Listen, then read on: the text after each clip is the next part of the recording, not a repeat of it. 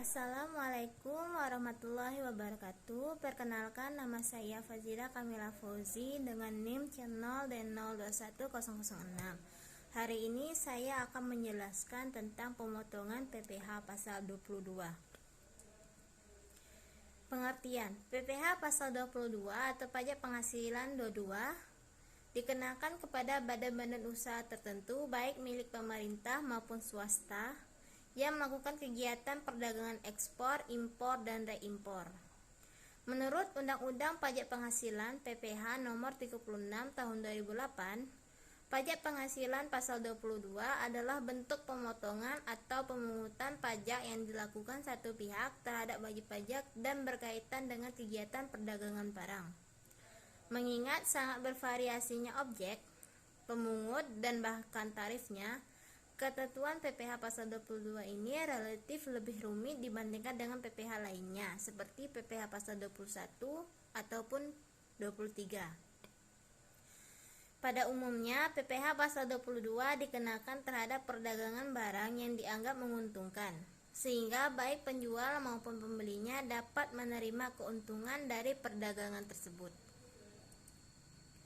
Objek pajak berdasarkan PMK nomor 34/PMK 010/2017 terkait penarikan PPh 22 yang berkaitan dengan pembayaran atas penyerahan dan kegiatan dalam bidang impor dan kegiatan bisnis dalam bidang lain, maka objek pajak PPh pasal 22 adalah sebagai berikut. 1. Impor barang dan ekspor. Beberapa barang komoditas di dalamnya adalah tambang batu bara, mineral logam, dan mineral bukan logam.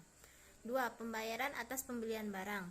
Pembayaran atas pembelian barang yang dikenakan PPh pasal 22 adalah yang dilakukan oleh pihak bendahara pemerintah dan KPA atau kuasa pengguna anggaran sebagai pemungut pajak pada pihak pemerintah pusat, pemerintah daerah, lembaga atau instansi pemerintah, serta berbagai lembaga negara lainnya. 3. Pembayaran atas pembelian barang. Pembayaran atas pembelian barang yang akan dikenakan PPh pasal 22 adalah yang dilakukan dengan cara uang persediaan yang dilakukan oleh pihak bendahara pengeluaran. Yang keempat, pembayaran atas pembelian barang kepada pihak ketiga. Pembayaran atas pembelian barang pada pihak ketiga yang akan dikenakan PPh 22 dengan mekanisme pembayaran langsung oleh KPA serta penjabat yang mengeluarkan surat perintah membayar yang diberi delegasi oleh KPA. Yang kelima, ada pembayaran atas pembelian barang atau BUMN. Pembayaran atas pembelian barang dan atau berbagai barang untuk BUMN yang akan dikenakan PPh 22 adalah untuk kebutuhan kegiatan bisnisnya. Yang keenam, penjualan hasil produksi kepada distributor. Penjualan pada hasil produksi pada distributor yang dikenakan PPh pasal 22 adalah distributor dari dalam negeri oleh badan usaha yang bergerak di dalam bidang bisnis industri semen, kertas, baja, otomotif, farmasi, dan industri hulu. Yang ketujuh, penjualan kendaraan bermotor. Penjualan kendaraan bermotor yang nantinya akan dikenakan PPh pasal 22 adalah penjualan dari dalam negeri oleh agen tunggal pemegang merek atau ATPM, agen pemegang merek APM, dan importir umum kendaraan bermotor. Dan kedelapan, penjualan migas. Penjualan migas yang akan dikenakan PPh 22 oleh produsen ataupun importir ini diantaranya adalah bahan bakar minyak, bahan bakar gas, dan pelumas. Yang kesembilan, pembelian bahan-bahan dari pedagang pengumpul. Pembelian dari berbagai bahan dari pihak pedagang pengumpul yang akan dikenakan PPh 22 ini adalah untuk kebutuhan industri atau ekspor oleh eksportir dan industri yang bergerak dalam bidang perkebunan, kehutanan, pertanian, peternakan, dan perikanan. Yang 10, penjualan barang yang tergolong sangat mewah. Penjualan ini akan dikenakan PPh 22 dan akan dilakukan oleh wajib pajak badan. Subjek pajak. Adapun pemungut dari PPh pasal 22 adalah sebagai berikut. 1. Bank Devisa dan Direktorat Jenderal Bea dan Cukai DJBC atas impor barang. 2. Direktorat Jenderal Pembendaharaan DJPB, bendahara pemerintah pusat atau daerah yang melakukan pembayaran atas pembelian barang.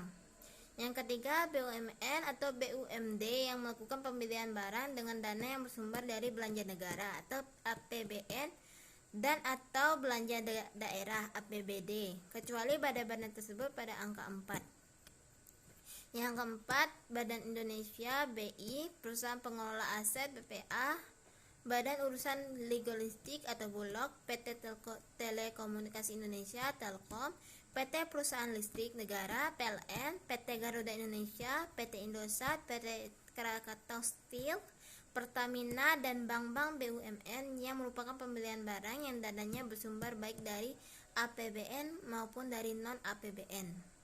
Yang kelima, ada badan usaha yang bergerak dalam bidang industri semen, industri rokok, industri kertas, industri wajah, dan industri otomotif, yang ditunjuk oleh Kepala Kantor Pelayanan Pajak atas penjualan hasil produksinya di dalam negeri.